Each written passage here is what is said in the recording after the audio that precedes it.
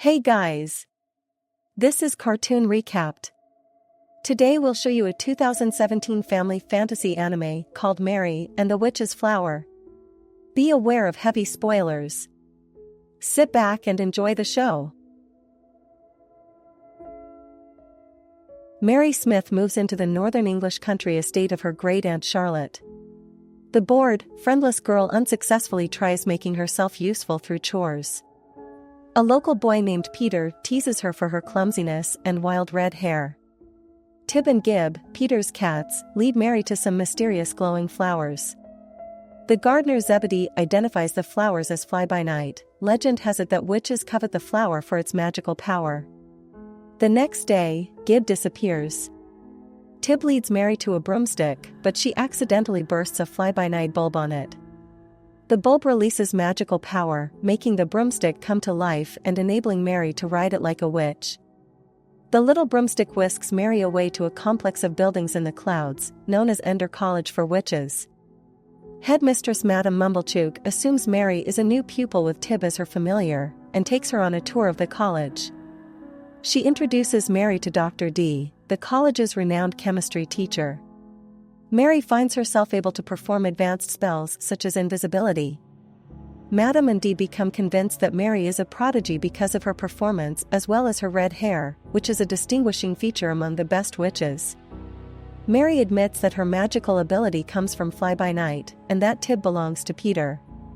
Madam's attitude changes then, but she lets Mary return home once Mary turns over Peter's address.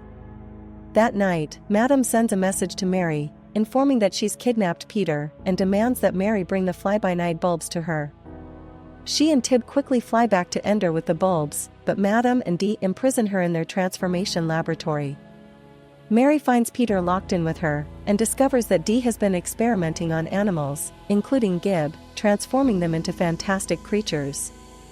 From the spellbook she took from Madam's office, Mary uses a spell to undo the transformations and unlock the lab.